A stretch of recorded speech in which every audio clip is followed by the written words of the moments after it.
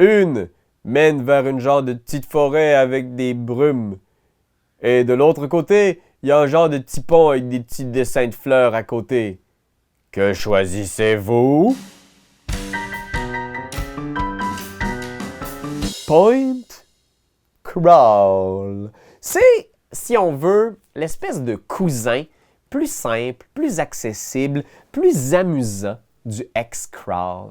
J'en ai parlé récemment, mais c'est des méthodes d'exploration pour les jeux de rôle. Vous savez, c'est tellement le fun dans une partie de jeu de rôle d'avoir une carte devant nous comme joueurs, puis d'imaginer le monde qu'on explore. Mais c'est parfois un peu épuisant, drainant, tu sais, d'avoir à mesurer avec un petit ruban à mesurer. OK, fait que là, on va faire 13,5 000 en une journée. On va pouvoir se reposer dans la colline.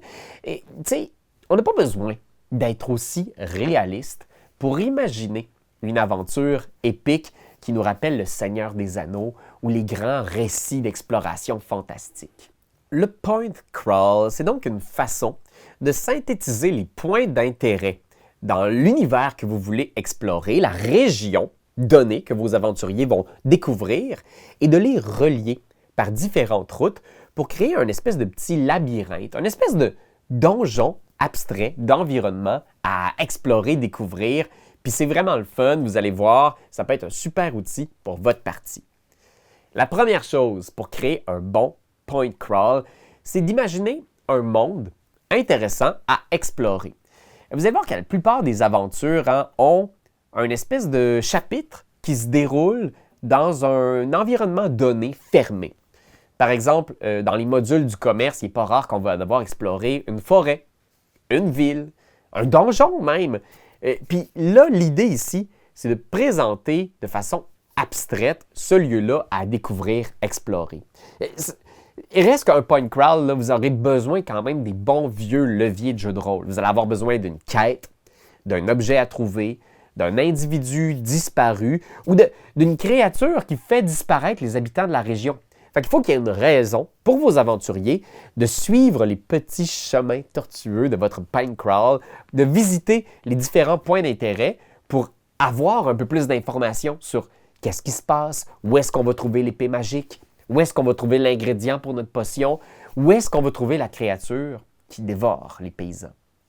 Fait que ça, trouvez-vous un lieu cool. Moi, j'aime beaucoup l'idée de la forêt aux sorcières. J'aime beaucoup l'idée du cimetière abandonné, la vallée des morts-vivants ou The Mere of Dead Men, le marais des hommes morts, qui est un lieu légendaire sur la côte des épées, une espèce de marais, le repère d'un dragon noir célèbre. Fait que tu sais, tout ça, là, c'est d'excellents point crawl à explorer. La deuxième chose que tu as besoin pour ton point crawl, c'est de te faire une liste de rencontres. Fait que ça peut être toutes sortes de choses. Ça peut être des lieux d'intérêt, une tour abandonnée. Ça peut être une montagne solitaire, mais ça peut être aussi des gens ou des monstres, des créatures. Ça peut être le pont de la basilique. Ça peut être le marchand abandonné. Ou ça peut être le champ de fleurs maléfiques. Tu le sais, il y en a plein des affaires que tu peux mettre là-dedans. Tu te fais ta petite liste de toutes les rencontres thématiques du lieu à découvrir. Puis ça, là, tu le traces comme ça, tu l'écris sur ta petite feuille. Et après ça, tu vas te faire une carte schématisée, juste pour toi, qui représente ces divers lieux-là. Fait que tu as un point d'entrée, peut-être l'entrée du marais, l'entrée du donjon, le pont qui mène vers le jardin du ciel, qui est comme un pont arc-en-ciel sur lequel les aventuriers vont déboucher sur ce nuage où poussent des plantes magiques. Et, fait que ton point d'intérêt, c'est le point de départ où les aventuriers vont commencer. Et après ça, il faut que tu aies des embranchements, des chemins. Et il faut que ça soit clair pour les aventuriers qu'il y a des chemins à prendre. Par exemple, si tu es justement dans un jardin, dans le ciel sur un nuage, bien, il y a peut-être des petits ponts de nuages qui vont à gauche, à droite, à l'est, à l'ouest. Comme ça, pour les aventuriers, il y a comme une espèce de contrat de faire ça ici, là, c'est comme un... c'est abstrait. On s'entend-tu, là? Je ne ferai pas une description comme si on était dans un documentaire. C'est vraiment plus comme dans un jeu vidéo. Le but, c'est de créer des tableaux, puis des petits chemins, un peu comme dans une carte de Super Mario 3, là. Tu comprends? Tu vois les petits chemins, puis tu vois les tableaux, puis tu as un dessin un peu naïf de c'est quoi le tableau. il y a une petite maison de champignons ici, puis ici, il y a un petit château avec des fantômes. Sauf que, ben, quand on y pense, Super Mario 3, ça ferait un excellent point crawl de n'importe quel jeu de rôle, tu comprends? Fait que c'est un peu ça l'idée, c'est de les placer sur ta carte de façon schématisée pour avoir une espèce de petit labyrinthe de lieux à découvrir. Et donc, une fois que tu as ça, tu vas créer ta carte, comme ça, que tu vas donner à tes joueurs. Et la carte qui va être remise aux joueurs doit avoir plein de petits indices, justement, de qu'est-ce qu'il y a d'intéressant à découvrir, à explorer, avec quoi on va jouer. C'est vraiment un coffre à jouets, tu sais. Tu mets ça dans la main des joueurs. Je sais que ce n'est pas toujours facile à faire et il n'y en a pas énormément sur le marché. Mais moi, j'utilise beaucoup un site qui s'appelle Inkarnate, où tu peux créer tes propres cartes. Puis ça n'a pas besoin d'être la carte la plus belle que tu as jamais faite dans ta vie. C'est vraiment un truc schématisé. Puis même souvent, moi, ce que j'utilise dans mon univers, c'est que les joueurs trouvent une carte naïve. Tu comprends? Ils trouvent une carte qui a été dessinée par un habitant du monde, par un gobelin. C'est une vieille carte avec des hiéroglyphes qui datent d'une autre époque. Fait qu'il n'y a pas la même perspective sur cette carte-là. Puis ça, c'est notre point crawl. Tu comprends? Et ça justifie donc que mes dessins sont vraiment laids. Parce que ça a été fait par un gobelin. Puis il y a des petits dessins même. Parce que quand je parle d'indices, c'est intéressant. Si la carte du point crawl a été dessinée par un gobelin ou une créature du monde, cette créature-là a peut-être ajouté des petits indices griffonnés. Du genre, ne pas aller ici, danger, mon cousin est mort ici. Tu sais, ces affaires-là où les joueurs vont avoir de l'information en faisant, là, il a mis un gros dessin de tête de mort ici, puis il a marqué mon cousin est mort. C'est-tu quelque chose qui n'aime pas les gobelins et qui pourrait donc être un de nos alliés? On devrait aller voir juste pour être sûr. Tu comprends? C'est ça qui est intéressant. C'est de jouer avec toutes ces couches, ces niveaux-là. Puis les petits dessins naïfs de petites tombes de cimetière, de voir qu'est-ce que ça va faire naître dans l'imagination de tes joueurs. Est-ce qu'ils vont être comme « Oh, des trésors » ou « Hey, des fantômes ». C'est ça qui est intéressant. Puis toutes les réponses sont bonnes. Ensuite, il ne faut pas non plus laisser de côté tous les bons ingrédients d'un jeu de rôle. C'est-à-dire que sur chacun des petits chemins que tes joueurs vont emprunter dans leur navigation de ce tableau de Mario Bros que tu as créé, ça se peut qu'il y ait des rencontres aléatoires. Donc, tu peux avoir ta petite table de rencontres aléatoires classique où tu roules un des 6 et si tu roules un 1 sur la route, il rencontre quelque chose comme un monstre, un marchand, un aventurier perdu, une tempête de neige, que sais-je. Et tu peux aussi avoir tes classiques donjons.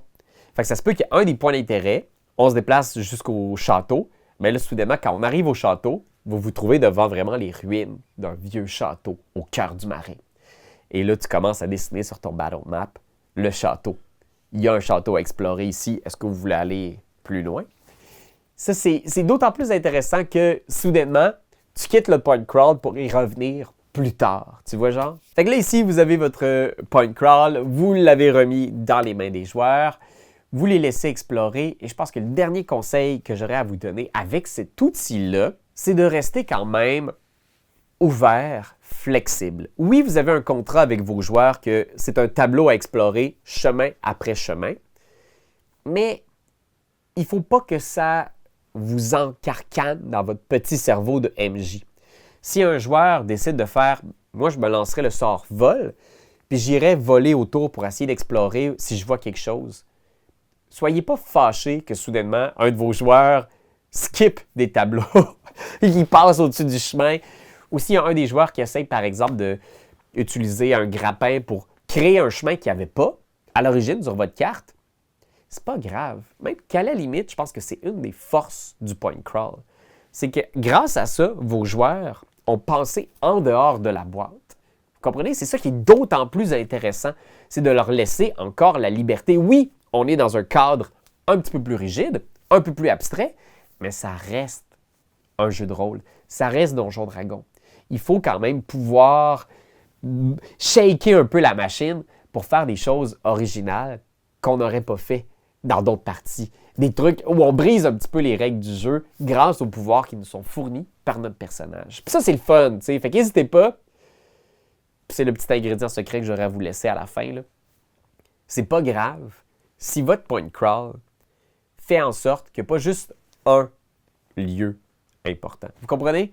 Si, au final, votre point crawl est complètement inutile parce qu'il y a juste un lieu qui a rapport à la quête de vos joueurs, bien c'est sûr que s'il y a un joueur qui vole et qui fait « Ah, j'ai trouvé le château, il est là, venez-vous-en », vous allez sentir que votre point crawl était inutile. Mais si le point crawl, c'est il faut découvrir où se cache la créature, il faut interroger les habitants de la forêt, ou s'il faut découvrir la location de l'épée magique perdue, et que pour ça, il faut trouver des indices dispersés dans votre point crawl, ça n'aura pas d'importance qu'un des joueurs se mette à voler ou prenne des raccourcis, parce qu'il va falloir quand même qu'ils trouvent ces indices-là pour réussir leur quête. Fait que voilà Internet, écoute, je vais essayer de trouver des petites suggestions de point crawl intéressants pour les laisser dans les commentaires, dans les descriptions de la vidéo, pour que vous puissiez avoir une idée de quoi ça a de l'air. Puis moi, j'ai vraiment envie de prendre des lieux d'exploration de modules classiques, comme la jungle de Shult, par exemple, dans la tombe de l'annihilation, et de transformer cette carte-là un peu réaliste en point crawl, parce que c'est vraiment, vraiment le fun. Ça donne un petit côté jeu de société, jeu vidéo, qui va plaire à plusieurs, je crois. Fait que merci Internet d'être là. Écoute, ça va faire un petit bout de temps qu'on fait toutes ces vidéos de jeux de rôle. Je ne sais pas si tu découvres la chaîne, mais à chaque semaine, chaque samedi, on publie une vidéo conseil jeux de rôle. On a aussi le podcast Action Bonus, où je discute avec mon ami Pierre-Philippe de plein de sujets sur les jeux de rôle en général. Fait que tu pourras aller voir ça. Et si tu aimes vraiment ce que tu vois et que tu en veux plus, ben on a notre Patreon où on joue à toutes sortes de jeux de rôle. On fait des one-shots avec nos amis. Fait qu'hésite pas à aller t'abonner pour voir des aventures de l'Anneau unique, Marvel le jeu de rôle.